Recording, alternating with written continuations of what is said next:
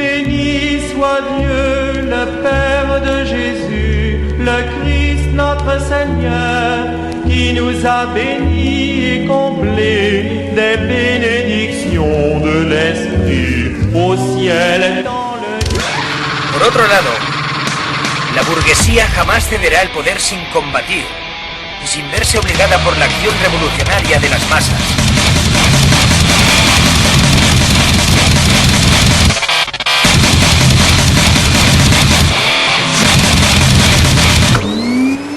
Por eso, el problema principal de una estrategia socialista es crear las condiciones objetivas y subjetivas que hagan posible la acción revolucionaria de las masas, sin la cual no es posible que la burguesía pueda ser combatida y vencida.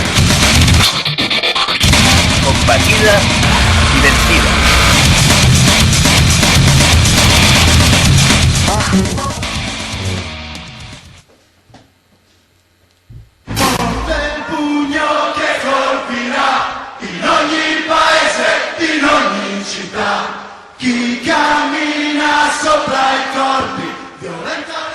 Martes 29 de enero, bienvenidos una vez más a Iskra Radio.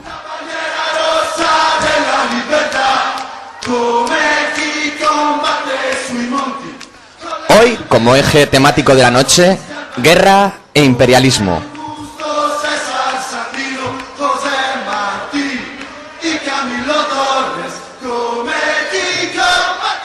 Además, como siempre, píldoras de economía y filosofía marxista, buena música, Hollywood contra el comunismo, Twitter y mucho más.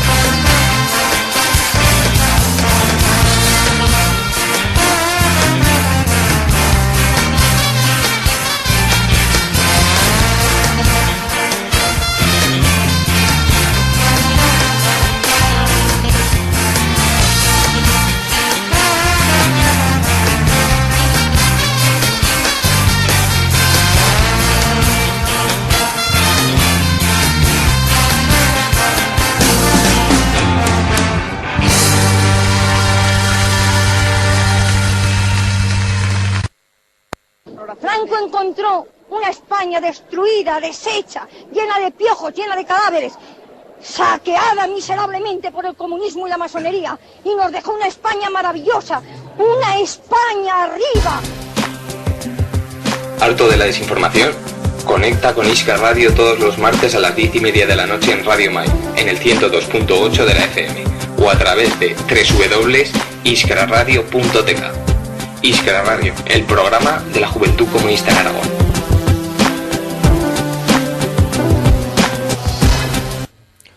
Muy buenas noches a todos, estamos aquí un martes más dando caña en las ondas. Antes de empezar, los recordatorios de siempre, pero muy importantes. Recordad, este es el programa de la Juventud Comunista en Aragón, Iskra Radio, y podéis participar en él también a través de Twitter. Recordamos la cuenta que es @Iskra Radio, y nuestro hashtag de hoy será ponéis la almohadilla Iskra Imperialismo, ¿vale? Ahí podéis poner vuestras cositas y luego pasaremos a leer una ronda de los mejores tweets de la noche, ¿de acuerdo?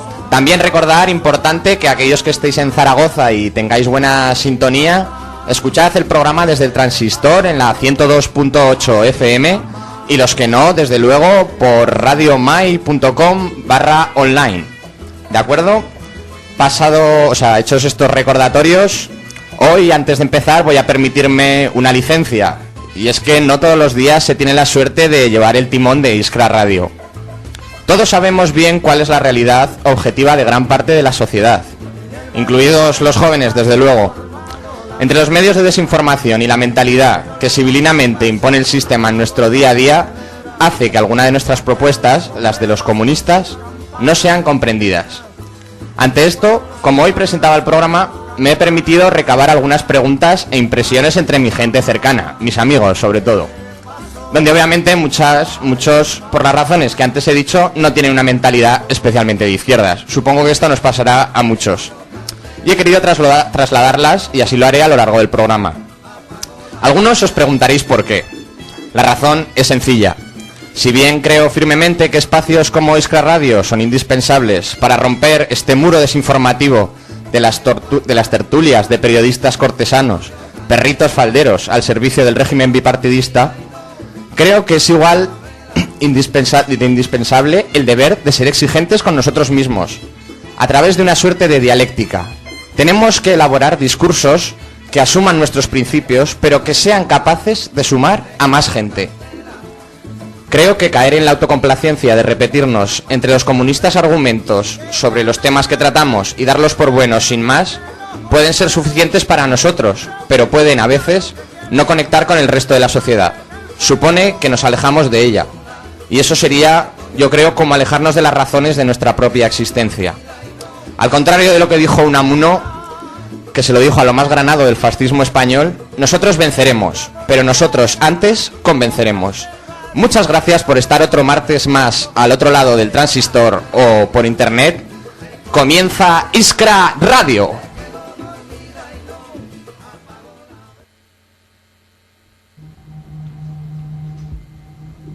Algunos imperialistas se preguntan por qué ayudamos a los angoleños, que qué intereses tenemos nosotros allí. Ellos están acostumbrados a pensar que cuando un país hace algo es porque está buscando petróleo, o cobre, o diamante, o algún recurso natural. No, nosotros no buscamos ningún interés material, y los imperialistas es lógico que no lo entiendan, porque se guían por criterios exclusivamente chauvinistas, nacionalistas, egoístas. Estamos cumpliendo un elemental deber internacionalista cuando ayudamos al pueblo de Angola. Estas eran las palabras del compañero Fidel allí por 1974 en la ONU, cuando se invadía Angola. Hoy tenemos aquí en la mesa a dos compañeros que ahora pasaré a saludar para tratar un tema que sigue estando ahí encima: el imperialismo, las guerras, vuelven a asolar África, parte de Oriente. Así que, sin más, paso a presentar aquí a mi izquierda. Tengo a Eduardo, buenas noches. Muy buenas noches. Un gusto tenerte. Y aquí enfrente tengo a Nico. Muchas gracias por venir. Muchas gracias a ti, Richie. Y muy buenas noches también. Muy bien, pues vamos a pasar a presentar un poquito el tema, que sería esta nueva ola de conflictos que parece que están surgiendo en África, sobre todo ahora con el tema de Mali, que empezó Francia con la invasión, y un poco el tema del imperialismo en general, ¿no? Creo que vosotros os voy a dejar que llevéis un poco el timón, sois nuestros invitados, sentiros como en casa. Creo que vamos a empezar un poco a hablar sobre de dónde viene todo esto, de Estados Unidos, que ha sido tradicionalmente la potencia, como quizás ahora ve peligrar esa posición. Os doy la palabra, expresaros libremente y adelante.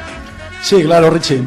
A ver, principalmente el problema es que son problemas que hay que analizarlos desde una perspectiva de larga duración, entendiendo que el nuevo orden mundial en el que vivimos actualmente se formó como resultado de la Segunda Guerra Mundial. Entonces hay que interpretar básicamente las tendencias políticas que se han ido desarrollando internacionalmente en el contexto de la Guerra Fría y en lo que actualmente estaríamos viviendo como una propia posguerra fría.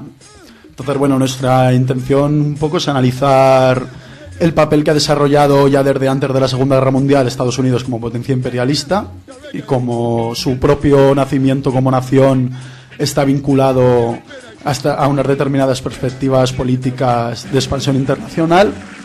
Y por otra parte, también, bueno, analizar cómo, a pesar de que en la actualidad no estamos en un momento en el que socialmente haya una militancia política pacifista e internacionalista, como dentro del punto en el que podríamos haber estado hace 10 años en este país, en el contexto de la guerra de Irak, pues bueno, ver realmente que el panorama internacional es bastante más peligroso de lo que podríamos creer y bueno, estaremos defendiendo una postura que creemos que es necesario reactivar una movilización completamente antiimperialista, internacionalista y pacifista dentro de la situación en la que nos movemos, que como ya digo, creo que es de un extremado riesgo.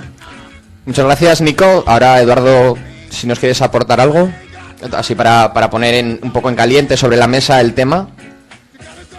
Quizá podríamos empezar por analizar de dónde nace el propio Estado estadounidense y la economía social y política que intenta llevar a lo largo y ancho del mundo. Es lo que ya habíamos comentado hace un rato y nos puede servir como hilo conductor, como un poco de historia para comenzar a entender cuáles son los postulados políticos y económicos del gran imperio estadounidense. También se me acaba de ocurrir que igual por introducir a gente que igual no está acostumbrado a términos que nosotros tenemos más asumidos, como por ejemplo hemos nombrado los tres el internacionalismo. Cuando hablamos de una postura internacionalista y solidaria y en pos, digamos, de las vías pacíficas, ¿de qué podríamos estar hablando? El internacionalismo como tal, que Gioconda Belli, si no me equivoco,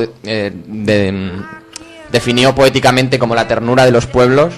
¿Cómo podemos hablar de eso? Un poco el sentimiento hacia el otro país, ¿no? Si queréis aportar un poco a esa idea. Bueno, básicamente, desde el postulado de que partimos de una perspectiva de clase, lo que consideramos es que, a pesar de que cada uno tengamos que hacer, o cada una tengamos que hacer política en un contexto nacional, nos reconocemos como parte del género humano. Entonces, el interés es luchar por defender los intereses de la humanidad. Y en ese sentido combatir quizá algunos intereses que se han promovido desde la burguesía y desde la burguesía de las distintas naciones, y que en ciertos momentos, apostando por una línea, bueno, dentro de un sistema que ha evolucionado evidentemente hacia el imperialismo, pues ciertos intereses de clase se intentan vender o se elaboran dentro de discursos de intereses nacionales en los cuales personalmente creo que colectivamente más bien no nos reconocemos, y creemos que es necesario postular y avanzar hacia una alianza entre los pueblos y evidentemente una alianza humana y universal. Resumiendo, podríamos decir que el internacionalismo apela a la solidaridad entre las personas, entre los que somos gente de la calle, del día a día, tanto aquí como en cualquier país del mundo, ¿no? Atender a ese sentimiento de clase, como has dicho, más que por cualquier interés nacional o lo que es peor, económico todavía, ¿no? Entonces, bien, por seguir, tengo aquí un pequeño guión que me habéis facilitado. Hemos hablado un poco de Estados Unidos, cómo llevó él su política imperialista a lo largo del siglo XX, ¿no? Que es donde es más intensa en países como Corea, Indochina. Todos conocemos la famosa guerra de Vietnam, ¿no? Pero luego ahora vemos cómo está perdiendo influencia ante los BRIC, por ejemplo, y cómo ahora ha intentado estrechar otro tipo de relaciones para el control más allá de sus fronteras, y un poco a ver qué perspectivas tenemos de esto hacia el futuro, ¿no? Por introducir y luego ya cambiar un poco hacia lo más reciente. Bueno, pues sí, recientemente, de hecho este mes de enero, en Le Monde Diplomatique ha publicado, como suele hacer Ignacio Ramonet, un artículo editorial, ha publicado el editorial del periódico, y en el desgranaba aquellas cuestiones que se van a desarrollar, bueno, que van a desarrollar en el escenario político internacional de 2013. Entonces, básicamente, siguiendo estas premisas, yo creo que podemos localizar dos regiones específicas en las que el conflicto puede estar más intensificado o puede ser más caliente, como ya hemos ido viendo en las noticias más recientes. Y bueno, si una es más evidente, como es la de Próximo Oriente, especialmente el Mediterráneo Oriental, África del Norte, quizá hay una que normalmente se nos pasa de lado o prestamos menos atención, quizá por nuestra situación geográfica, que es la de Asia Oriental. Entonces, básicamente son las dos áreas en las que el conflicto internacional de Estados Unidos con su principal competidora, que es la República Popular China, actualmente. Y bueno, ya no de Estados Unidos, porque sí que hemos estado hablando de Estados Unidos, pero quizá el problema es que lo que realmente hay que plantear es la alianza de la OTAN. La OTAN, ¿no? Ahora, digamos que no existe un ataque como un país como tal, sino que a través de la OTAN es los que se están articulando todos esos ataques, ¿no? Si no me equivoco. Y claro, en función de los intereses de los países dentro de la OTAN, los otros, digamos que acuden, ¿no? Podríamos decir en ayuda en la medida que son parte de esa alianza atlántica norte. Sí, claro, realmente porque no se están defendiendo exclusivamente los intereses de la burguesía norteamericana, sino también los de la propia élite europea y especialmente de países como ahora vemos en el caso de Mali, de países como Francia, que en esa región han ocupado tradicionalmente una posición como metrópolis. Y bueno, no la han ocupado tradicionalmente, pero no la han dejado de ocupar realmente. Ya que, claro, en un escenario postcolonial están desarrollando un papel de neocolonialismo. Edu, ¿querías decirnos algo? Sí, bueno, sobre lo que se está comentando, igual hay que empezar a plantear que hoy en día no estamos viviendo la misma situación que planteaba el imperialismo en los años 60 y mucho menos en el siglo XIX. Y es que después de la caída del bloque soviético, sin haber una guerra abierta de corte imperialista, sí que había una guerra de polos. Con la caída del bloque soviético, esta guerra de polos ha conllevado el fin o la falta de competitividad, la falta de enfrentamiento social y político, y eso ha generado, con esa falta de alternativas, una falta de enfrentamiento en lo internacional. Pero en esta falta de enfrentamiento internacional, que podíamos ver en los años 90, podíamos ver a principios del 2000, donde Estados Unidos abarcaba y controlaba económica y políticamente la mayor parte del globo, hoy en día se está produciendo un cambio. Y es que en la búsqueda clásica de la extensión de mercados, la misma búsqueda clásica con la que nace Estados Unidos y su teoría de la frontera hacia el oeste y después hacia América Latina, hoy en día el enfrentamiento imperialista tiene dos vertientes.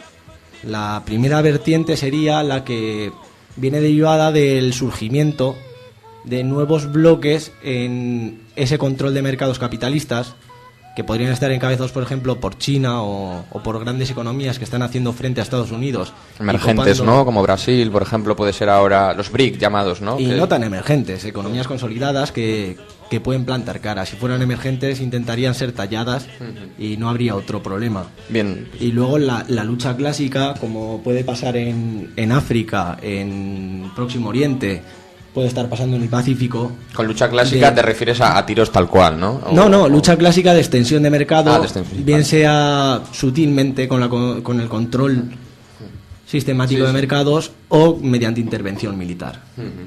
Bueno, pues entonces de vuestras intervenciones deduzco que ha cambiado un poco el patrón, ¿no? de intervención imperialista y vemos como ya no es tanto como antes y además importante señalar ese impasse de la caída del bloque soviético cuando quizá podría haber también un tipo de intervención más en lo ideológico, ¿no? Si yo no soy un experto ni mucho menos, tenéis la licencia para interrumpirme cuando queráis, que quede claro.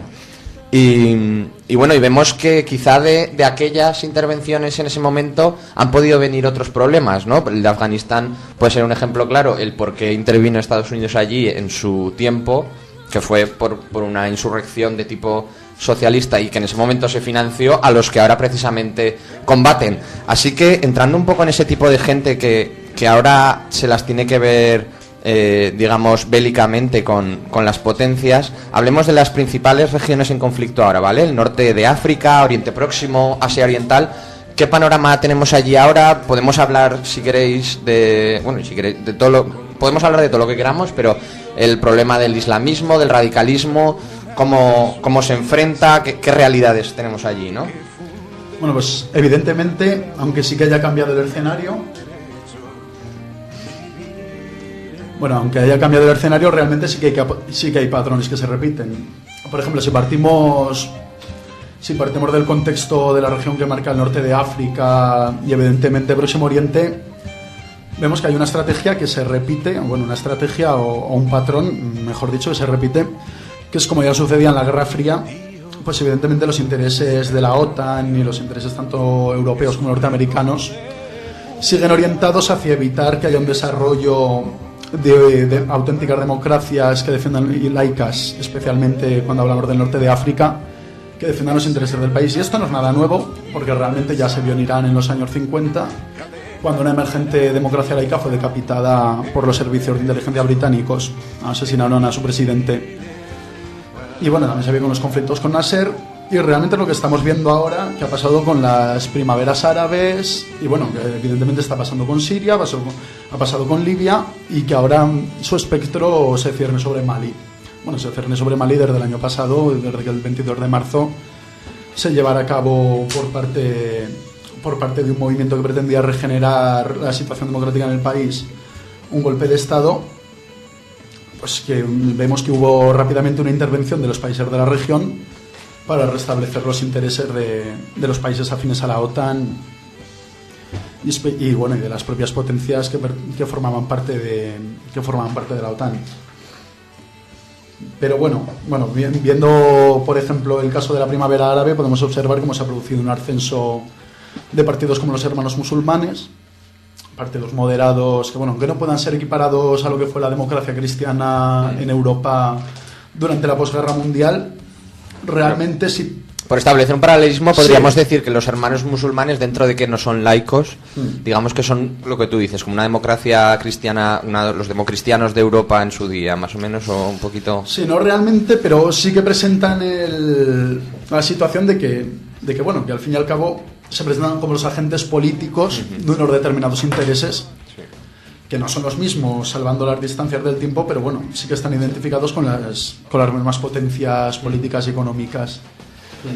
Y en ese sentido también son una representación de aquellas oligarquías que ciertos sectores de la primavera árabe intentaron derrocar y que evidentemente se han mantenido en esos países, como vemos evidentemente en Egipto, y que ahora mismo están en retroceso frente al intento de reconstruir unos nuevos regímenes autoritarios. Habías tocado antes el tema, por ejemplo, de la intervención de Estados Unidos en aquella primera guerra de Irak frente a la Unión Soviética, y el marco de las revueltas árabes, de la primavera árabe del norte de África, nos está dejando una fotografía un poco difusa y que es difícil de entender. Y es difícil de entender, igual que es difícil de entender esa intervención de Estados Unidos apoyando al islamismo radical frente al socialismo soviético, porque en parte es algo lógico. El imperio está planteando en todos aquellos países el mantenimiento de una base, una infraestructura económica dependiente de la antigua oligarquía imperial, que va a dejar que la defienda quien se la vaya a mantener. Digamos que Estados Unidos no se anda con miramientos y lo que se trata es de defender sus intereses económicos, ¿no? Ni Estados Unidos, da igual, cualquiera. O sea, por ejemplo, ahora en Francia es bastante notorio que si están en Mali es porque cerca tiene Níger, y en la propia Mali se sabe que hay muchos yacimientos de uranio indispensable para las centrales nucleares francesas. Vamos a hablar igual, yo creo que para entendernos más en términos de OTAN que de Estados Unidos, puede ser, ¿no? Sí. Porque cualquier interés de lo que es Occidente puede ser válido, ¿no? Sí, simplemente ha habido una reconfiguración del marco de lucha contra la revolución a una reconfiguración del marco de lucha contra el islamismo o lo que ellos denominan el terrorismo islamista, que unas veces viene bien y otras no. Ahí es donde radica el problema. ¿Cómo vamos a comprender esa lucha contra el terrorismo internacional cuando el terrorismo internacional ha estado financiado, ha estado apoyado y se ha dejado entrar? Podemos decir quizá un poco macabramente que pagaron en su día a los que luego a ellos les tiraron las torres, o a los que están ahora matando en esos países. Es lógico y normal. Han pecado de cortoplacistas para mi gusto, ¿no? Porque han atendido a sus intereses económicos en el momento, ¿no? A veces la lucha imperial y los planteamientos políticos del imperio pecan de cortoplacismo. Ha pasado en Irak, está pasando en Oriente Medio y pasará en África de aquí a unos años, más que nada porque si estás dejando las armas en según qué manos, es posible que se vuelvan contigo. Y pasó en Cuba y pasará en cualquier otro sitio. El imperio, cuando pone las armas y está dando una serie de motivaciones políticas que pretenden la independencia de ese pueblo, va a salir perdiendo, no le va a quedar otra. No están listos siempre, ¿no? El imperio. No, el imperio solo pretende mantener esa base económica. Sí. Los intereses que le hacen ser ese imperio realmente. Y esto viene derivado, y habría que plantearlo y habría que llevar a cabo estudios. Es algo que se puede estudiar dentro de los procesos de descolonización.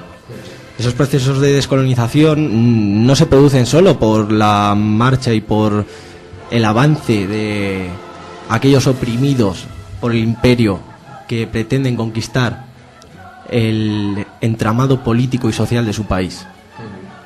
Se producen sobre todo en un contexto, en el de los años finales de los 40, 50, 60, en los que a las potencias imperiales ya no les es necesario mantener una estructura política imperial, porque tienen controlado económicamente a esos territorios que formaban parte de su imperio.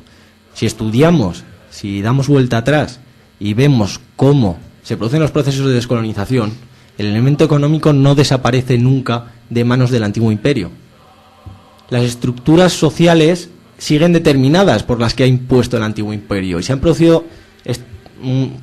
ha llevado a cabo un proceso de reproducción de las mismas estructuras imperiales. Se limpia lo político, podríamos decir, en cuanto a que parece que tienen cierta soberanía en su destino político, pero a fin de cuentas lo que nos damos cuenta hoy mismo en nuestro país, que lo que determina el bienestar de una sociedad es lo socioeconómico, sigue estando en manos de esas mismas potencias, ¿no? Lo político se limpió y se descabezó porque seguía perteneciendo al antiguo imperio y había sido pagado por el antiguo imperio, y bien fueran nativos o fueran gentes puestas desde la metrópoli, originarios de la metrópoli, formaban parte del imperio.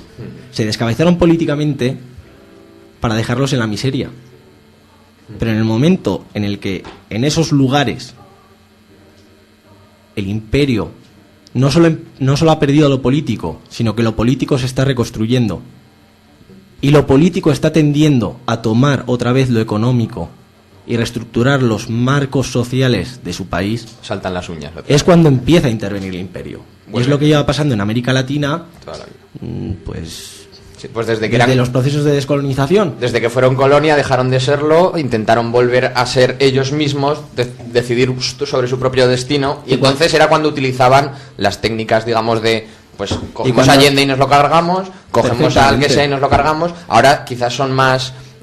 bueno, en África tampoco no están teniendo mucho tacto, pero digamos que ha habido un proceso de que han tenido más tacto, ha sido a través de lo económico, pero vuelven a eso, ¿no? O sea, desde luego el ejemplo de América Latina siempre ha sido claro. Lo único que, gracias a Dios, ya lo tratamos en otro programa anterior, parece que están sabiendo librarse de esas ataduras del vecino de arriba, y parece que están empezando a construir un futuro en sus manos, cuanto menos, ¿no? Claro, sí. Si querías aportar algo más, Nico, si no podemos pasar a otro tema, o sea, que era otra pregunta. Simplemente era comentar que sí, si bien lo político se ha limpiado, también en muchos sentidos se ha reformulado. Entonces, en ese sentido, bueno, como comentaba mi compañero, sí que podemos observar que sí que hay una intervención del imperio cuando ve sus intereses amenazados Y es una intervención especialmente cuando hay cualquier alternativa de construir una democracia laica y con unos objetivos sociales y económicos y una actuación en esos ámbitos desde la política. Pero también vemos en relación con la pantalla que comentábamos anteriormente de la lucha contra el terrorismo, que cuando al imperio le interesa, se alía con esos intereses. Y no es que sea un aspecto de los años 80 en plena guerra de Afganistán, sino que es un aspecto que podemos contemplar actualmente. La vemos evidentemente cuando en la intervención en Libia de la OTAN, Libia actúa de la mano de aliados tradicionales como Qatar o Arabia Saudita, y que son esas mismas potencias, o esos mismos países quienes están apoyando la insurgencia islámica en Mali. Pues bueno, algo... Sí, eso es cierto que además hemos visto incluso imágenes por la red que es, bueno, gracioso por decirlo de alguna manera, que los mismos que se les llama insurgentes en Siria, ¿no? Que luego trataremos el tema con Jeff a través de una conexión telefónica. Los mismos que se les llama rebeldes insurgentes y se les apoya en Siria son los que se están pretendiendo aplastar en otros sitios como Mali. No entramos a valorar si es que sea mejor o peor, pero es una contradicción propia que tienen ellos, atendiendo a lo que ya hemos hablado ahora con Eduardo, que atienden puramente a sus intereses. Sí. No, es una contradicción lógica, entre otras cosas porque el imperialismo no es otra cosa que es la extensión de la lucha de clases. Y en la lucha de clases, quien emprende las acciones imperiales no va a pretender más que su propio beneficio. Igual que dentro de la sociedad, quien controla la estructura estatal dentro de un sistema político burgués que atiende a los principios y las necesidades de la burguesía, va a pretender su propio beneficio. El imperialismo no es más que su extensión para extender los mercados y controlar económicamente y políticamente al resto de estados o territorios necesarios para seguir avanzando económicamente. Podemos decir, así en palabras llanas, que es como me gusta a mí expresarme, que lo que el sistema capitalista refleja al nivel local, estatal, es lo que luego a grandes rasgos se traduce en la relación entre estados, ¿no? en el mundo. Digamos que lo que dices, la lucha de clases o el sistema capitalista se ve tanto a un nivel micro, que puede ser el que nos afecta a nosotros ahora con un 52% de paro juvenil y etcétera, etcétera, y recortes, como a un nivel macro entre países explotados y explotadores en el mapa mundial, ¿no? Bueno, por ser fiel a la palabra que he dado al principio del programa, os voy a trasladar algunas preguntas que me han dicho mis colegas sobre estos temas. Que has nombrado el terrorismo, por ejemplo. ¿Qué puede el terrorismo, o sea, más que el terrorismo, el yihadismo, el islamismo radical, qué amenaza representa en estados tan débiles como pueden ser el de Mali o también hemos visto en Somalia cómo se ven, son estados tremendamente débiles, ¿no? Entonces, ¿qué peligro representa y cómo se puede, al hilo de otra pregunta de mis amigos, que si no es a través del enfrentamiento directo y cómo se puede luchar entre estos grupos que, desde luego, aunque el imperialismo vaya contra ellos, son grupos extremadamente radicales en lo religioso, que si criticamos lo religioso aquí, Cristiano cuando el Papa o el Rocco Varela se pone a decir sandeces, pues obviamente el islamismo tenemos claro que tiene características que en absoluto ayudan a la emancipación del hombre como tal, y tenemos claro que son una amenaza también para la clase trabajadora y su vida en libertad. Sí, como, no sé, plantead alguna impresión vuestra con toda la libertad. Claro, el problema realmente es plantearse si los objetivos reales de la OTAN es combatir ese islamismo. Si observamos el escenario actual del norte de África, bueno, podemos contemplar como en los países en los que se han desarrollado las primarias árabes, como ya comentábamos, ha habido un ascenso de regímenes islámicos y ha sido con el apoyo de la OTAN. O podemos observar en este sentido el caso de Mali es paradigmático, como ya comentábamos, como los grupos yihadistas que se han situado en el norte de Mali y actualmente avanzan, tienen esa posición gracias a la participación que han llevado en la guerra de Libia, que es la que ha permitido armarse y obtener unos recursos, evidentemente en contacto con esas monarquías del Golfo Pérsico y evidentemente con las potencias de la OTAN, su colaboración. Y bueno, relacionando esto con la primera pregunta que me trasladabas, lo que observamos es que países como Mali, que son tendentes a una desestabilización política, en el sentido de que no han construido primero unas estructuras democráticas sólidas. Bueno, en el caso de Mali, lo que se observa es que desde los años 90, pues, en que se rompió con la anterior dictadura, en Mali se estableció un sistema vinculado a las oligarquías locales, evidentemente en contacto con las propias potencias de la OTAN y las potencias imperialistas que antes estaban instaladas en la región. Pues como la situación de pobreza que atravesaba el país no se resolvió, había una corrupción creciente, y en ese marco, con el contexto de la guerra de Libia, se inicia una desestabilización política y una amenaza de las fronteras territoriales en el norte. En este sentido observamos que el pasado 22 de marzo del año pasado, evidentemente, se dio un golpe de Estado para intentar resolver esa situación, un golpe que contó con un apoyo popular considerable. Inmediatamente las propias potencias africanas de esa región intervinieron especialmente Burkina Faso, intervinieron en Mali para cortar esa situación y bueno, frenar el avance hacia una asamblea constituyente, que era el objetivo del movimiento. Entonces, bueno, sí, si realmente el islamismo es el problema, el islamismo es parte del problema, pero no es el objetivo a resolver, evidentemente. Bueno, es un objetivo que no lo va a resolver en primera instancia la OTAN, porque no es su interés. Como comentaba Eduardo, tiene otros intereses en esa región. No es un acceso a las materias primas, no es una obtención de nuevos mercados, pero no tiene su último interés es que se establezcan regímenes demócratas, plenamente democráticos, claro, ¿no? Que tomen el rumbo de su destino, como sí, ha podido pasar, gracias a Dios, en América Latina, por ejemplo. Bueno, por acabar, ha sido realmente muy enriquecedor para gente poco ducha en estos temas como yo. Luego, si tenemos más tiempo, desde luego podemos retomar algunas cuestiones que seguro se han quedado en el candelero. Quizá por dar un toque final, otra cuestión que me planteaba un buen amigo que se llama Ángel, le mando un saludo.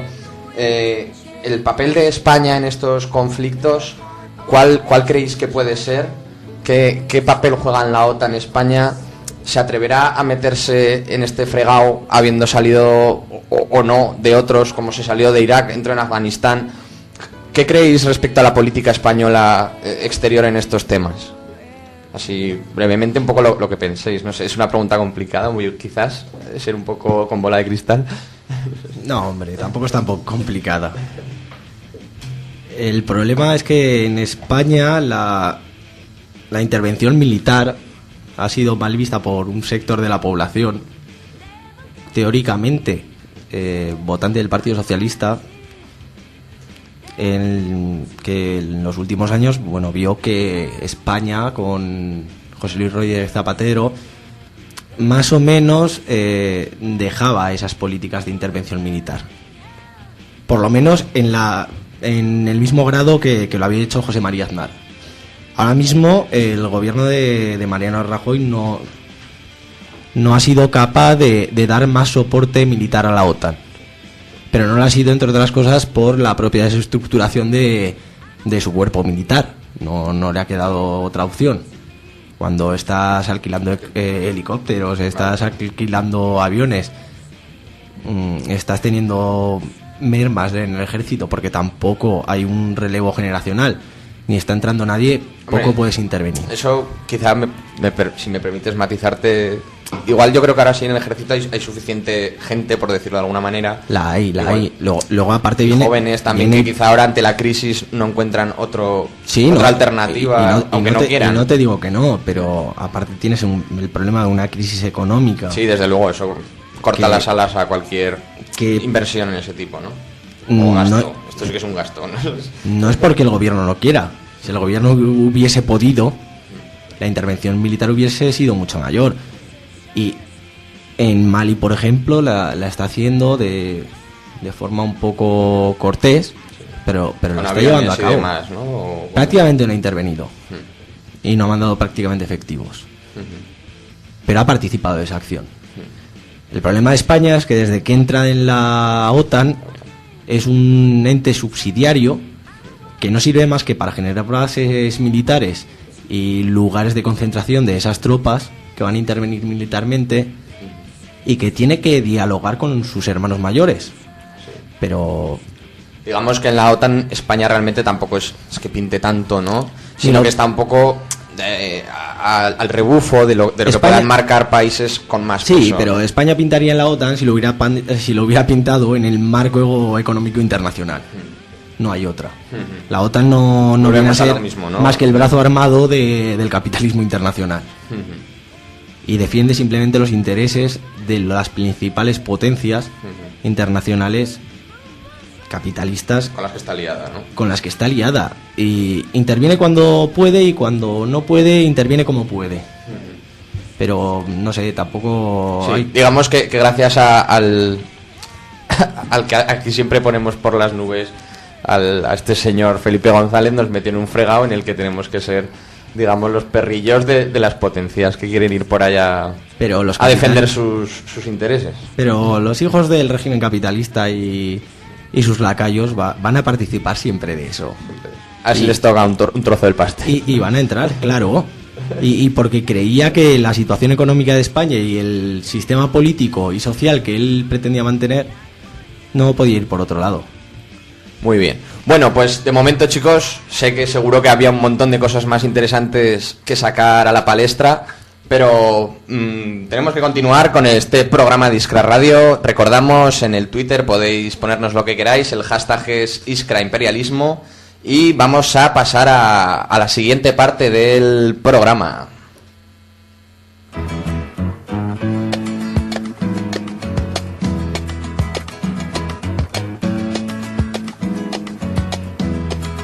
Se partió en Nicaragua otro hierro caliente.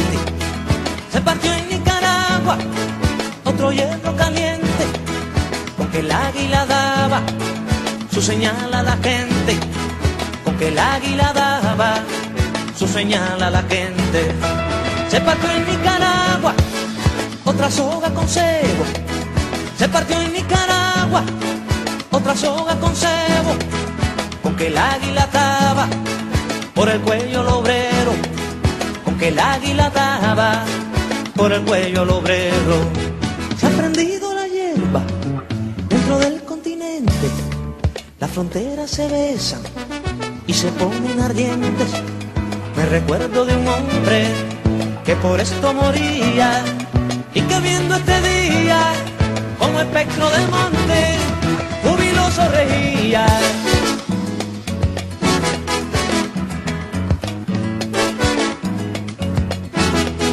El espectro es andino con Bolívar y el Che.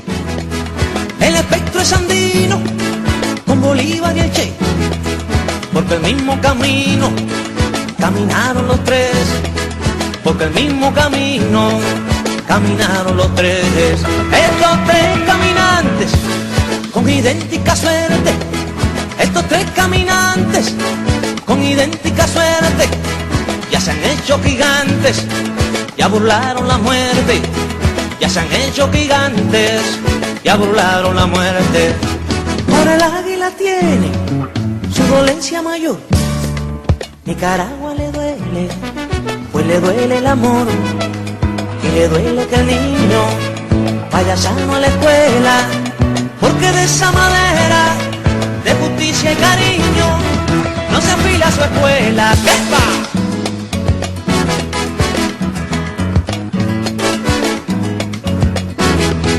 Andará Nicaragua su camino en la gloria, andará Nicaragua su camino en la gloria, porque fue sangre sabia la que hizo su historia, porque fue sangre sabia la que hizo su historia.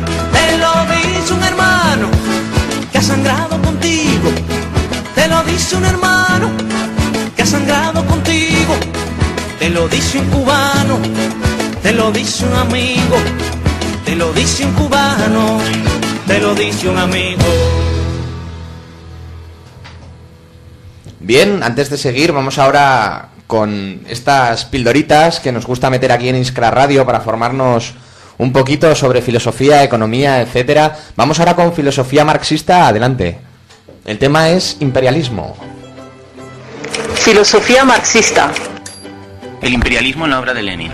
Si Marx analizaba en el siglo XIX las condiciones en las que surge el capitalismo, Lenin, en plena Gran Guerra, analizaba cómo se había culminado en su fase superior, el imperialismo. Kautsky caracterizó el imperialismo como una fórmula del capital industrial más desarrollado, para someter a las zonas agrarias, menos desarrolladas. Para Lenin, el análisis de Kautsky, el renegado, era demasiado simplista y rechazaba que se limitase a una mera pasión por las conquistas territoriales. Según explica Lenin en su obra El imperialismo, fase superior del capitalismo, el capital había ido fluyendo hacia unas pocas manos para la competencia depredadora de la propia clase burguesa para consigo misma. Los capitales se habían ido concentrando hasta crear grandes grupos monopolísticos, en los que en la práctica suponía la eliminación de la supuestamente libre competencia en que se debía desarrollar el capitalismo. Explica además la importancia de la irrupción en los mercados internacionales de un factor determinante, el capital financiero, que gana gran ventaja sobre la propia mercancía con que se comercia. Los bancos se vuelven el centro del comercio internacional cuando absorben a los grandes grupos de empresas. Es ahora cuando, según Lenin, se produce el sometimiento colonial de los países del resto del mundo, no a través de anexiones o de exportaciones de mercancías, sino por la irrupción de los capitales de los grandes monopolios. Más adelante, como constatación de este sometimiento económico, llegará el militar, pero no al revés. Lenin afirma: si fuera necesario dar una definición lo más breve posible del imperialismo, debería decirse que el imperialismo es la fase monopolista del capitalismo. Si durante el siglo XIX los países europeos habían ido rapiñando los recursos del resto del mundo, a comienzos del siglo XX dicho proceso ya no podía continuar. Solo a través de desplazarse los unos a los otros de los mercados conquistados podrían continuar su expansión.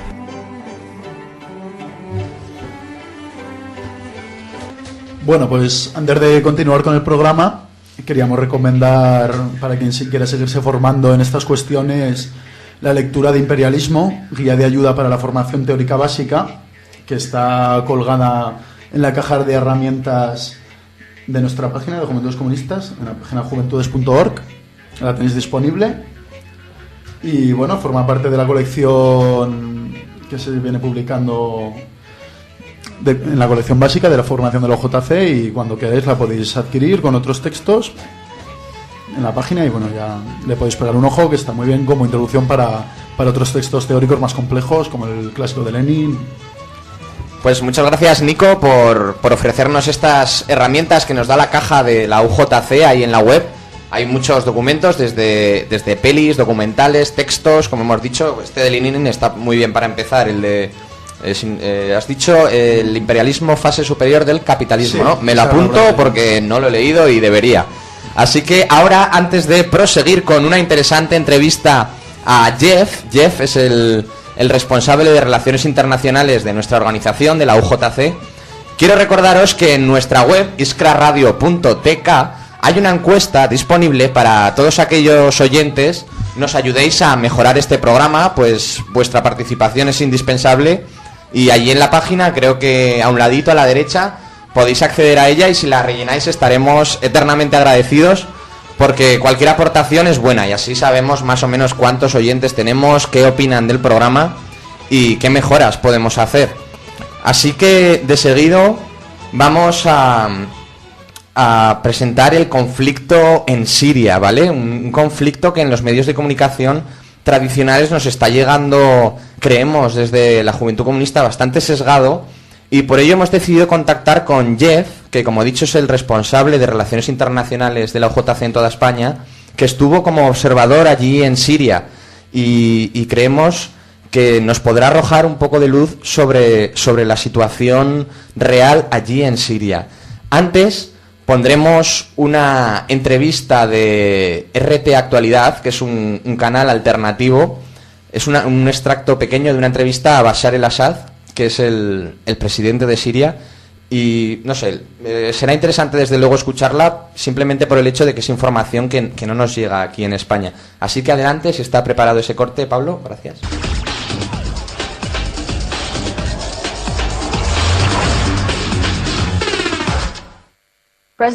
Señor presidente Bashar al-Assad, gracias por dialogar con nosotros hoy. Bienvenidos a Damasco. Hace un año muchas personas estaban convencidas de que usted no iba a resistir hasta hoy. Sin embargo, estamos en un renovado palacio presidencial grabando esta entrevista. ¿Quiénes son exactamente hoy sus enemigos? Mis enemigos son el terrorismo y la inestabilidad en Siria. Esos son nuestros enemigos. El asunto no tiene que ver con las personas. La cuestión no es que yo permanezca o me marche, sino que el país sea seguro o no. Ese es el enemigo que combatimos como país. Llevo aquí 2 días y he tenido la oportunidad de conversar con algunas personas en Damasco. Algunos dicen que en este momento su permanencia o no ya no es relevante.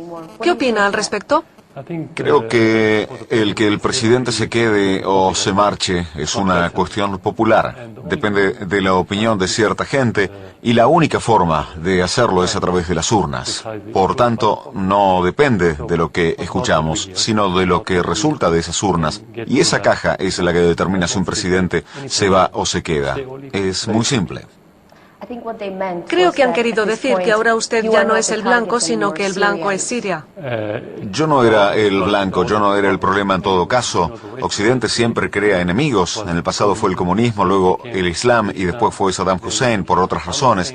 Y ahora quieren representar en Bashar un nuevo enemigo. Por eso dicen que el problema es el presidente y por eso debe irse.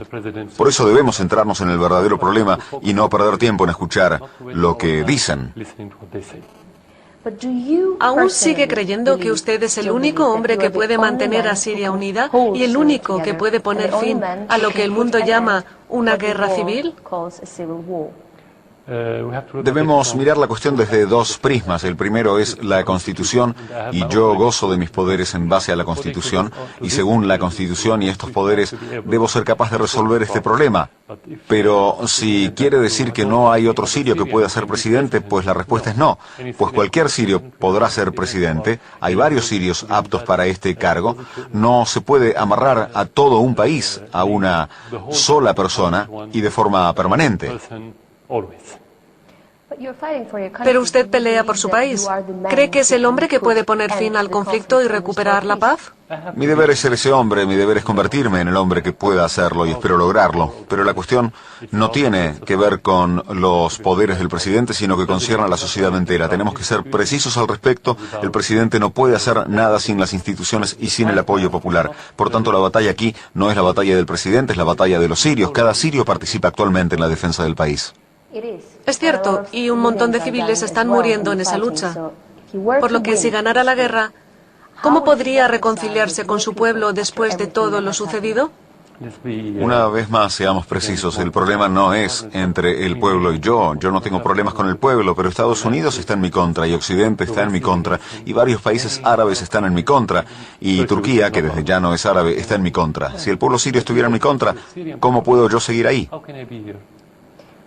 Ellos no están en su contra. Si todo el mundo, o digamos una buena parte del mundo, incluyendo a tu pueblo, está en tu contra, eres Superman. Solo eres un ser humano, no es lógico. Esto no tiene que ver con reconciliarse con el pueblo y tampoco con la reconciliación entre los sirios. Nosotros no estamos en una guerra civil. El asunto tiene que ver con el terrorismo y el apoyo del que gozan los terroristas desde el exterior para desestabilizar a Siria. ¿Cree usted que la invasión extranjera a Siria es inminente ya? Creo que el costo de tal invasión, si llega a suceder, será más grande de lo que el mundo entero pueda tolerar. Porque si se producen problemas en Siria, al saber que somos el último baluarte del laicismo y de la estabilidad y la convivencia en la región, entonces ello tendría un efecto dominó en el mundo, desde el Océano Atlántico hasta el Océano Pacífico, y usted se imaginará las repercusiones en el resto del mundo. No creo que Occidente se encamine en esa dirección, pero si lo hace, nadie podrá pronosticar lo que sucederá después. Bueno, pues esta es el extracto de la entrevista que Russia Today, Actualidad, le hizo a Bashar el-Assad. Debemos comunicaros con bastante pena que estamos teniendo problemas con el teléfono de aquí, de la radio, que nos permite emitir, porque no podemos contactar con Jeff, no nos permite hacer llamadas. Así que bueno, aprovecharemos estos 2 invitados de lujo que tenemos hoy para empezar a comentar un poquito el tema en Siria, o si incluso queréis tocar algún tema que nos hemos dejado antes en la mesa de debate, podemos hablar sobre él. En todo caso, también me gustaría reincidir un poco en los principios que debemos defender desde aquí, desde España, la juventud alternativa, combativa, de izquierdas, la UJC, un poco en nuestra postura, ¿no? Que creo que rayaría en las líneas del del respeto a la soberanía de los pueblos, ¿no? De la intervención por medios, sobre todo diplomáticos y políticos, con ese respeto, y ante todo un intento de pacifismo, ¿no? En las relaciones internacionales de los países. No sé qué opináis vosotros al respecto, quizá me equivoco. No sé, por ejemplo, Nico, ¿qué nos puedes decir? Bueno, principalmente, yo creo que una de las cuestiones que se han de promover, tanto en la sociedad española en particular como en la sociedad europea, es un interés en esta sociedad de la desinformación en la que estamos sumergidos, por intentar desentrañar los aspectos que realmente delimitan esa política internacional, porque son mucho más complejos de aquellas claves que desde ciertos medios se nos ofrecen para analizarla y para intentar desentrañar todos los intereses que realmente hay detrás. Pues, por ejemplo, claro, a mí personalmente me consterna mucho ver cómo en 10 años hemos pasado una desmovilización absoluta en este tipo de cuestiones. Es verdad que sí que se está viendo, y la cuestión no es para menos, en la situación en la que estamos en este país, una reactivación de un movimiento cívico en diversos campos como puede ser la educación o la sanidad pública, pero en el ámbito internacionalista o internacional estamos completamente desarmados en ese sentido. Digo como sociedad civil, no ya desde... Hay diversas organizaciones, tanto la UJC como otras organizaciones, claro. De nuestro espectro político, sí, sobre todo, ¿no? En Zaragoza, en España, que sí que hacen un activismo internacional serio, aunque sí que debemos seguir y no quedarnos en los laureles. Pero bueno, al margen de eso, es importante reactivar esta cosa porque nos jugamos mucho. Nos jugamos ya no solo... Y aunque sea hablando... Bueno, y que el pueblo español ha demostrado ser solidario y antibélico, ¿no? En un hito tan importante para la historia de España como fue la guerra de Irak. La cantidad de gente que salió a la calle, que salimos a la calle para denunciar esa injusticia, ¿no? Que si bien, como hemos hablado anteriormente, aquellos países no están gobernados del modo que nosotros querríamos, ¿no? No vamos a decir ahora... Aquí, por ejemplo, el señor Bashar el-Assad, mi opinión personal, es que no es ningún angelito, desde luego, pero creemos que los patrones de relaciones, ¿no? Entre países deben ir en otro camino que el actual, ¿no? Sí. Entonces, disculpad un momento, creo que tenemos una buena noticia, me informan desde la pecera que podemos contactar con Jeff a través del teléfono, hemos conseguido restablecer esa comunicación. ¿Sí? Hola, Jeff. ¿Me escuchas? Hola, sí, hola, ¿me escuchas? Hola, Jeff, ¿qué tal? Muchas gracias por estar aquí en Iskra Radio, el programa de la Juventud Comunista de Aragón. ¿Cómo estás? De nada, un placer, muy bien, todo muy bien. Buenas noches al programa vuestro de Radio Iskra y a toda la gente que os está escuchando. Muchas gracias, habíamos tenido al principio algún problemilla, pero bueno, habíamos comentado ya a los oyentes que has estado como observador internacional en Siria, si no me equivoco, ¿no? Sí, efectivamente. Durante 6 días, en el mes de abril de 2012, en el marco de una misión organizada por la Federación Mundial de Juventud Democrática, conjuntamente con la Unión Nacional de Estudiantes Sirios y el Consejo Mundial por la Paz, pudimos recorrer el país durante 6 días, conociendo de primera mano cuál era la situación allí, qué políticas estaba llevando a cabo el gobierno y qué coyuntura política estaban viviendo. Muy bien, pues vamos a pasar a plantearte sobre todo cuatro pequeñas preguntas, más que nada porque nos arrojes un poco de luz sobre lo que pasa en Siria, porque ya simplemente el hecho de tener un poco de información contrastada en este contexto de desinformación desde los grandes medios es una suerte tenerla aquí. Así que, por situarnos un poco, ¿cómo resumirías lo que está pasando en Siria? ¿Qué conflicto existe? ¿Por qué allí? No sé, un poco, ¿nos podrías comentar un poco esa imagen general en perspectiva? Claro, la cuestión siria, al igual que cualquier cuestión de análisis político internacional que se vaya a centrar en la región de Medio Oriente, conlleva una altísima complejidad. Es un conflicto político, militar y mediático que no se puede entender si no analizamos el contexto internacional en el que se encuentra el capitalismo, que que como antes comentabais en vuestras píldoras ideológicas se encuentra en la fase imperialista. No se puede entender sin entender al mismo tiempo la situación económica general en el que se da internacionalmente de crisis estructural del capitalismo, la mayor crisis que ha vivido, en la cual el imperialismo y los imperialismos, mejor dicho, y las potencias regionales necesitan buscar mayor cuota de mercado, buscar mayor volumen de negocio y sobre todo eliminar a potenciales competidores. En ese sentido es en el que tenemos que mencionar primero esto anterior para poder entrar a analizar a fondo el conflicto en Siria. Siria es un país asediado por los intereses del imperialismo, de las monarquías absolutistas del Golfo, de una potencia como es Turquía, que pretende hacerse referente en la región, y ante todo y sobre todo por Israel, en alianza con una de las principales potencias imperialistas, que es Estados Unidos. Este asedio constante se presenta en tres vertientes, como mencionaba antes, era la militar, la política y la mediática, cuyo objetivo es generar un gran caos e inestabilidad, justificando así una intervención militar extranjera para poder desplazar al gobierno actual, que, como también mencionaban antes en la entrevista que habéis puesto con el presidente Bashar al-Assad, ya no es referido solamente al gobierno de Bashar al-Assad, al gobierno del partido Baas, etcétera, etcétera, sino que es contra Siria, que significa Siria, el eje sirio-iraní, es decir, el único freno en la región que tienen los planes del imperialismo en el marco de su propuesta de nuevo orden mundial, que pasa por la creación del Gran Oriente Medio, es decir, los planes de Estados Unidos y de Israel para fragmentar la región, como hemos visto, y para dominar la región, como hemos visto en Irak, como hemos visto con toda la política que se aplica a Israel. Y una parte de ese plan es conquistar Siria, dividir Siria, fragmentar Siria, para eliminar, para allanar el terreno al avance norteamericano e israelí hacia Irán, eliminando los problemas de uno, al asegurarse todos los recursos de Irán, que no olvidemos que esa es la clave, de que Irán es la segunda mayor reserva mundial de gas y petróleo, y asegurar la estabilidad y la estabilidad de Israel y el continuo dominio hacia el pueblo palestino por parte de Israel. Es así pues que tenemos que entender este conflicto como eso mismo, como una confrontación interimperialista, porque del otro lado no podemos decir que esté en el bloque socialista como estaba anteriormente, sino que está Rusia, está China, que están defendiendo mutuamente sus intereses en la región, así como principalmente su canal económico del Mediterráneo, a través de la base militar que tiene Rusia en la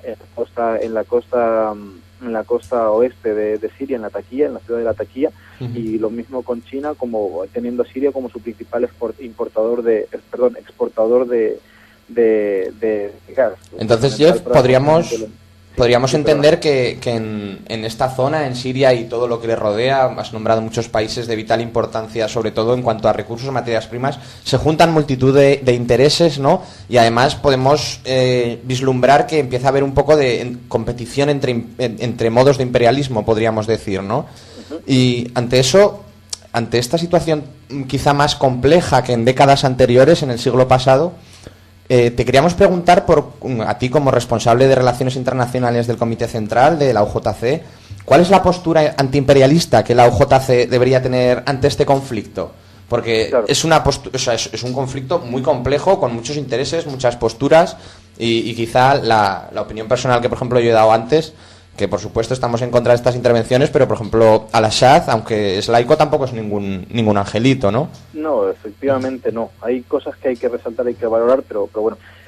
Sí, la pregunta que planteas es muy interesante, porque muchas veces muchos camaradas, muchos compañeros, por falta de análisis ideológico, terminan encumbrando situaciones de hecho, situaciones políticas que realmente no lo son. Como tú planteas, en el escenario actual, si bien Siria está resistiendo, el modelo que llevan a cabo, que llevan desarrollando en Siria, no es ni mucho menos nuestro modelo. El nuestro, ¿no? Si bien en un principio las propuestas que llevaba el partido Baas, que como seguramente sabréis es el partido del Renacimiento Socialista Árabe, estaban tremendamente cercanas a la Unión Soviética, con una serie de matices regionales, etcétera, etcétera, pero sí propugnaban mayor redistribución social, apropiación de los medios de producción, etcétera, etcétera, cosas más cercanas a lo que vendría a ser nuestra tradición. Entonces, y ante ello, nuestra postura actual, ¿cuál crees que debería ser la postura de la UJC?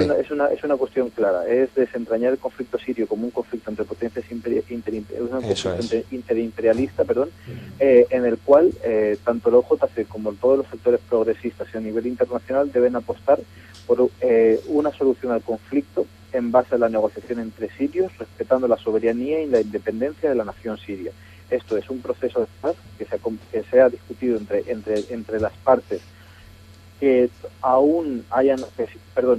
sino que siempre hayan estado dentro del tablero político, y con esto me refiero a todas las partes que estén vendidas al imperialismo y que por ello se hayan levantado en armas contra el gobierno. Y que ese es el único modo que nosotros entendemos un proceso de paz. Con esto nos referimos a que no aceptaríamos, no entendemos, no apoyamos un proceso de paz que venga de la mano de Estados Unidos ni de Europa, de dos potencias imperialistas con intereses en la región. Por su no injerencia. apostamos por ningún proceso de paz que incluya a los sectores militares, que no dejan de ser tremendamente peligrosos con la ideología, con el sectarismo islámico por bandera, con las ideologías del wahabismo y salafismo promovido por Arabia Saudita y por Qatar, que son tremendamente peligrosos, sino una negociación únicamente entre sirios, donde ahí tendrán que poner sobre la mesa cuáles son las concesiones que hagan una parte y otras. Lo que sí podemos destacar, porque lo hemos visto de primera mano, es que el gobierno sirio, el gobierno de Bashar al-Assad, sí ha hecho numerosas concesiones, empezando por el referéndum constitucional de febrero de 2012, que aprobó una constitución que nosotros en un sentido lo vemos bien, porque es una cesión para hallar una paz, pero no lo vemos bien en el sentido de que promovía una mayor liberalización de la economía. Si me permites, Jeff, sobre este tipo de cosas que ha hecho el gobierno de Bashar el-Assad y su partido Bashar, si no me equivoco, ¿no? ¿Se pronuncia? Assad. Entraremos un poquito más tarde. Sí que quiero reenganchar el hilo con un aspecto que has tocado y que al hacer un sondeo entre nuestra gente cercana, incluida la que no se encuentra afín a la UJC, quizá, igual también es por los medios de comunicación, preocupa te quería preguntar por el papel del islamismo en el conflicto sirio, ¿no? Y quizá la comparación que se puede establecer con conflictos recientes como Mali o Libia, donde está jugando papeles distintos, parece. Entonces, un poco háblanos de la amenaza islamista, ¿no? O sea, como tal, como agresora de derechos y cómo se está jugando con ella, ¿no? Claro. Bueno, para empezar hay que caracterizar el fenómeno religioso desde nuestro análisis marxista como uno de los elementos a nivel de la superestructura de la lucha de clases, de la cual se pueden servir desde un punto de vista del capitalismo o del socialismo. Es decir, yo por eso también te iba a mencionar, por ejemplo, que no creo en términos como la amenaza islamista, ya que no creo que de per se una religión pueda ser peligrosa en base al que uno lo practique, uno no lo practique, o esa persona tenga o no cabida en una sociedad multiconfesional. Precisamente de eso el ejemplo es Siria, ya que ahí conviven plenamente, de una manera totalmente pacífica, todas las religiones. Sin embargo, por el otro lado, por el lado del capitalismo, sí que hemos visto en la historia, han habido muchos casos, no solamente hoy Siria, o Mali, por ejemplo, que también es un buen ejemplo, sino en el pasado Afganistán o Yugoslavia, donde en el caso de Yugoslavia, Alemania, el Vaticano y Estados Unidos potenciaron la contradicción entre confesiones, ortodoxos, católicos, etcétera, o en Afganistán con las ramas más extremistas del Islam. En este caso, el Islam está siendo utilizado como una carta, como una base principal para ahora establecer divisiones entre musulmanes, entre árabes y entre países, que es una cuestión fundamental, que es el eje de intervención principal ideológico religioso que está llevando una de las potencias en liza en todo este conflicto, que es el Consejo Económico del Golfo, es decir, todas las petromonarquías, Arabia y compañía, ¿no? Saudí, Qatar y etcétera. Entonces sería importante hacer una distinción que quizá la gente puede confundir entre lo que es ser árabe y ser islamista, ¿no? No es lo mismo. Exacto, por es eso una cuestión que desde Europa a veces se ve como... Sí, a veces se ve... Por eso, desde este programa queremos acercar a la gente que incluso no esté tan puesta en estos temas, pues cosas que parecen tan simples como esas, es bueno recordarlo, ¿no? Y ahora ya sí que por entrar, por último, quizá un poco nombrar la figura de al-Assad y su gobierno en cuanto a lo que han hecho un poquito en sus años de gobierno, sus posturas, cosas criticables, cosas quizá un poco más rescatables, y así que con esto brevemente acabaríamos esta entrevista, con la que desde luego nos has arrojado bastante luz sobre el conflicto sirio. Jeff, adelante si nos quieres hablar de este último tema. Claro, como te comentaba antes, si bien no es completamente nuestro modelo, sí han tenido, digamos, avances políticos de peso. Hoy por hoy la educación en Siria es plenamente pública. Como te decía al principio de la entrevista, nuestro partner, nuestro acompañante en Siria era la Unión Nacional de Estudiantes Sirios, que nos dieron información de primera mano acerca de eso, de 18 universidades que hay en Siria, 15 son públicas, en las cuales todo se financia, creo, si no me equivoco, incluido hasta los libros, o sea, y la residencia universitaria, el costo de los estudios, etcétera, etcétera. También históricamente siempre había habido digamos, estaba toda la cuestión de la alimentación muy subsidiada para facilitar el acceso a la población a recursos alimenticios sin ningún tipo de carencias, asimismo con la vivienda y con la sanidad. Sin embargo, si bien esto siempre ha estado desde su proceso de independencia y sobre todo en la toma del poder del partido Baas en los 50-60, ahora mismo no recuerdo la fecha exacta, sí que hay que destacar que tras la caída del bloque socialista, Siria, en un intento de equilibrar su posición a nivel internacional, realizó una serie de concesiones que implicaban una apertura mayor a la economía de mercado, la introducción de otra serie de elementos financieros y de instituciones financieras internacionales que empezaron a perjudicar la economía siria, perjudicar la economía de las familias y que han sido, digamos, en cierto modo el detonante de todo el proceso de movilizaciones en 2011, es decir, el costo de la carestía de la vida. También al hilo de la crisis económica internacional sí que había habido sí que se había perjudicado mucho el sector de la sanidad pública, que si bien es universal, gratuita y pública, pero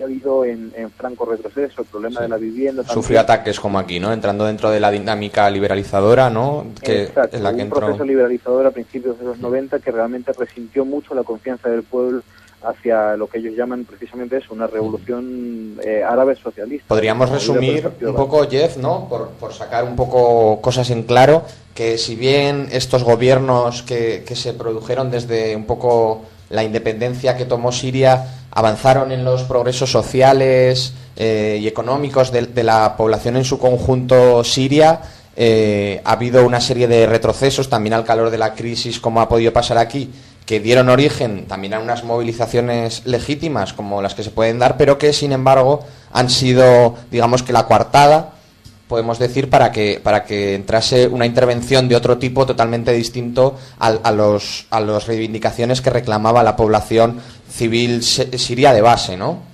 Sí, eso sin duda. Yo creo que es esa un poco la abstracción que debemos realizar de este conflicto para que a nuestros oyentes les queden cosas... Si me permites tocar otros dos puntos en materia geopolítica que también... Si puede ser brevemente, Jeff, porque vamos con el problema telefónico. Nos hubiera gustado darte más tiempo, pero se nos ha pasado el tiempo y tenemos el tiempo tasado en el programa. Son tres cuestiones ultra rápidas. La primera es la cuestión palestina, que en eso sí que quiero destacar al gobierno sirio, tanto de Bashar al-Assad como de Hafez el-Assad, que sin duda el pueblo palestino y la resistencia palestina ha sido tremendamente apoyada por el gobierno sirio. De hecho, es el único que ha apoyado siempre, sin reservas y sin ningún tipo de condiciones, a la causa palestina. Segundo, esto también se contrapone con una cuestión de que si bien Siria apoya la causa palestina, no hace lo mismo con el pueblo kurdo, al cual ha reprimido bastante y contra el cual ha llevado acciones bastante denigrantes, incluso en favor de Turquía, que hoy por hoy es enemigo declarado y uno de los principales promotores de la guerra civil en Siria. Y vaya, con esto dos cosas así muy breves y sintéticamente para el entendimiento general, pero sí, esto es realmente el grave conflicto, la posición de Siria, el avance del resto de potencias, su alineación con el eje iraní y su apoyo sin ningún tipo de reservas y su 100% claro a la gloriosa y justa causa del pueblo palestino. Pues muchísimas gracias, realmente gracias por aportarnos esta luz sobre un conflicto que creemos que no se nos ofrece con claridad aquí en España, y tu calidad de observador allí nos ha permitido ver las luces, las sombras de todo lo que rodea al gobierno sirio en sí, y también a las características, a la naturaleza de este conflicto. De verdad, Jeff, muchas gracias desde aquí, desde Zaragoza, desde Aragón. Un saludo muy grande para ti, y ya sabes que estás invitado cuando quieras a pasarte por aquí. Así que, sin más, te despedimos y seguimos adelante con el programa. Chao.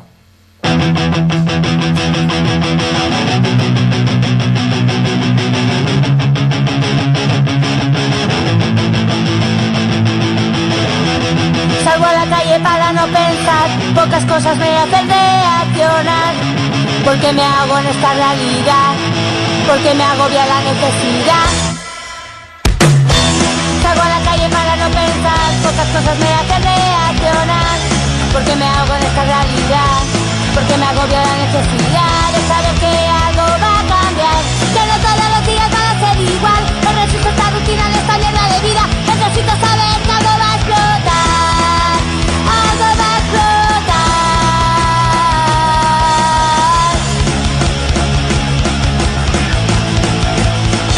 Porque tengo la necesidad, necesito saber que algo voy a cambiar. Soy lleno sin sentido, este sistema no día a día esta ciudad, intentando escapar del camino marcado. Voy peleando, peleando, voy peleando, peleando.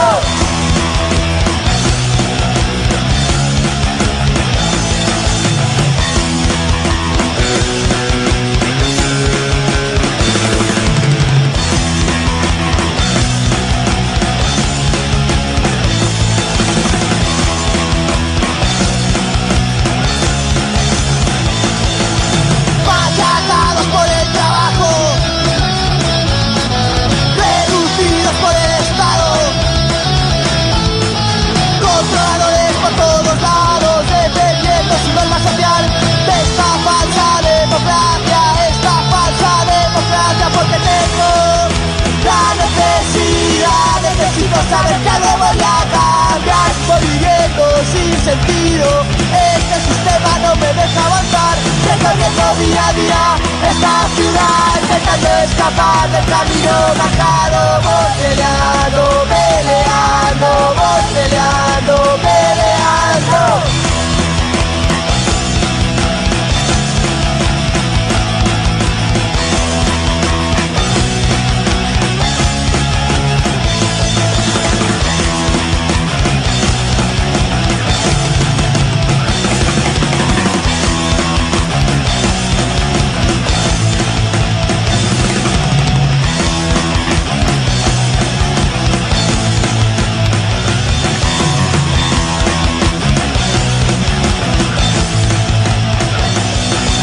Machacados por el trabajo, reducidos por el Estado, controladores por todos lados, defendiendo su norma social, esta falsa democracia, esta falsa democracia. Salgo a la calle para no pensar, pocas cosas me hacen reaccionar, porque me hago en esta realidad, porque me agobia la necesidad de saber que algo va a cambiar, que no todos los días van a ser igual, no resisto esta rutina en esta mierda de vida, necesito saber que algo va a explotar, algo va a explotar, algo va a explotar en la oscuridad, algo va a explotar en la oscuridad, algo va a explotar en la oscuridad, algo va a explotar, algo va a explotar en la oscuridad, algo va a explotar, algo va a explotar en la oscuridad, algo va a explotar.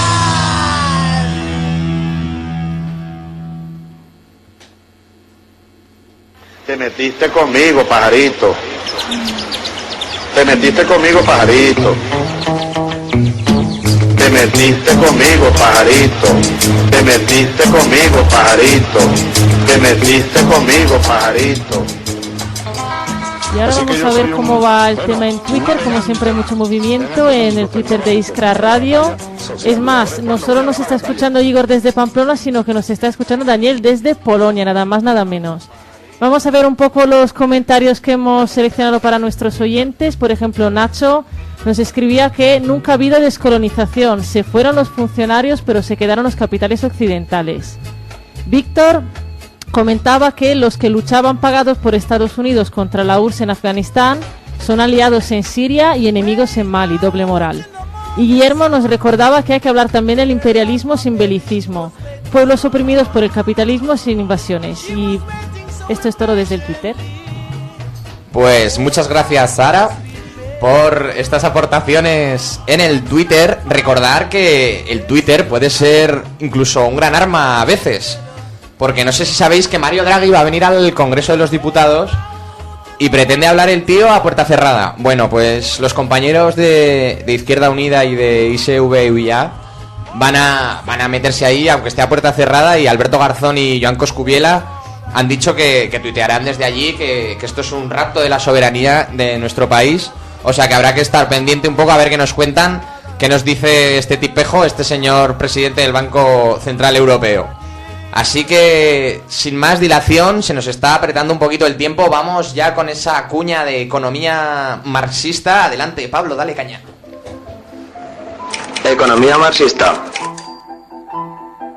Colonia. Una colonia es un conjunto de personas del mismo origen que residen en un mismo territorio. En el sentido que nos ocupa, por colonia entendemos la unidad administrativa que se ha hecho con el control y que está dirigido por una comunidad de intereses al servicio de una potencia imperialista, bien sea este grupo por entero de extranjeros o mixto, junto a oligarquías locales. La potencia imperialista toma el nombre de metrópoli. Las relaciones de dependencia entre colonia y metrópoli son políticas y económicas. El gobierno lo ejercerá un funcionario, un virrey, un gobernador general o el nombre que tome en representación del Estado colonizador, es decir, defendiendo los intereses de una potencia extranjera. La dominación económica se produce a través de dos vías. Por un lado, un comercio desigual, bajo una aparente simetría en la balanza comercial. Las importaciones y las exportaciones de un territorio hacia el otro, en teoría, tenderían hacia el equilibrio. Pero dado que la colonia exporta materias primas e importa manufacturas de mayor valor por el trabajo que se les aplica, siempre saldrán perdiendo. Por el otro lado, vemos que en estas balanzas no están tan equilibradas como explica Rosa Luxemburgo, sino que beneficiarían a las colonias, que exportarán más de lo que importan. A fin de cuentas, su producción se orienta a esta actividad, por ejemplo, plantando algodón en vez de cereal, destinado al propio consumo. Para equilibrar este desajuste comercial, las potencias del centro imperialista someten a las colonias al pago de tributos desde la colonia a la metrópoli.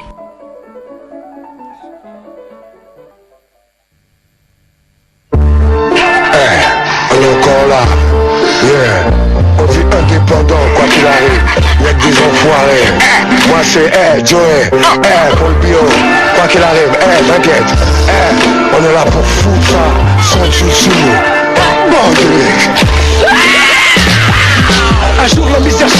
Si tienes algún problema en tu curro y necesitas asesoría laboral, puedes escribirnos a iscraradio@juventudes.org y nuestros abogados laboralistas intentarán ayudarte. Iskra y la UJC con los derechos de la clase trabajadora.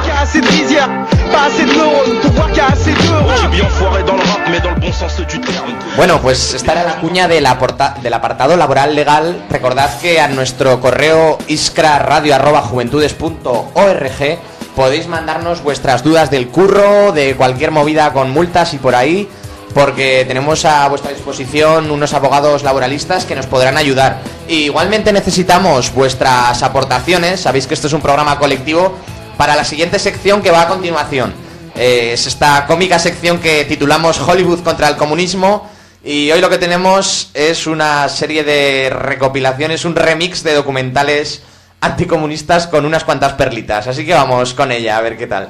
Era el mal, un genio, pero era el mal. Fue el amo absoluto durante 25 años. El sistema del terror era esencial para él. Masacró a su propio pueblo, sacrificó a su familia por el poder. Su despiadada política de granjas colectivas. Era continuo. Con su cinismo. ¿Trataron los científicos soviéticos de cruzar monos y humanos para crear un ejército de hombres monos? Stalin estaba dispuesto a hacer cosas que otra gente se acobardaría de hacer. José Stalin. El terror rojo. Bueno, pues ya hemos escuchado estas perlitas de los docus que echan por la tele y ya entramos en la fase finalísima, el sprint final de este programa. Vamos con las convocatorias. Importante es estar aquí en la radio escuchando, pero más importante es salir a la calle para luchar por lo que es justo. Queremos recordaros el miércoles 30, eso es mañana si no me equivoco, a las 6:30 en el edificio Pignatelli de la DGA, contra la supresión de profesorado y el desmantelamiento de los centros públicos en educación. Convocan los sindicatos. A las 7 tenemos también una charla titulada Solidaridad y autogestión en barrios, la experiencia en Grecia. Tendrá lugar en el centro cívico Esquinas del Psiquiátrico y convocan varias asambleas del 15M. Por otro lado, el viernes 1 a las 9:30 de la mañana, madrugando, tendremos que estar allí dando el callo en la concentración en la Puerta de los Juzgados contra la criminalización de los movimientos sociales, ya que a las 10 tienen que entrar a declarar los 2 estudiantes de enseñanzas medias que han sido demandados por la consejera Serrat. Ya vale, hombre, de esta represión a los movimientos sociales, encima pacíficos. Y el sábado 2, ¿qué tenemos? A las 7:30 en Plaza España, manifestación convocada por Marea Verde, también por la educación pública, y es una continuación de la concentración del viernes que ya hemos dicho. Y el mismo sábado por la tarde a las 5 en el Centro de Historias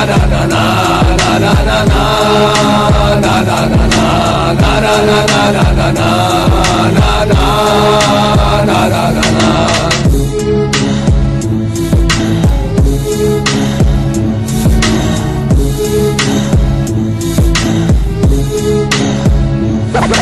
catástrofe del 11S es dinero, censura, manipulación. La catástrofe del 11S es dinero, censura, manipulación. La catástrofe del 11S es dinero,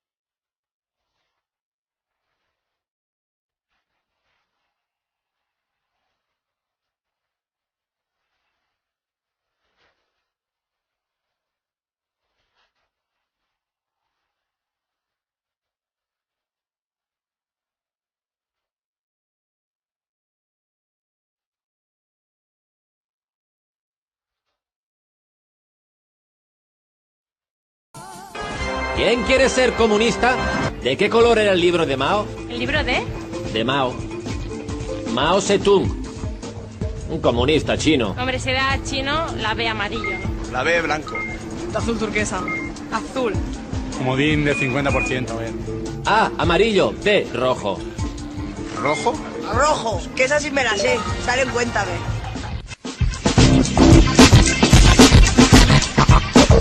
Harto de la desinformación. Conecta con Iskra Radio todos los martes a las 10:30 de la noche en Radio Mai, en el 102.8 de la FM, o a través de www.iskraradio.tk. Iskra Radio, el programa de la Juventud Comunista Catalana.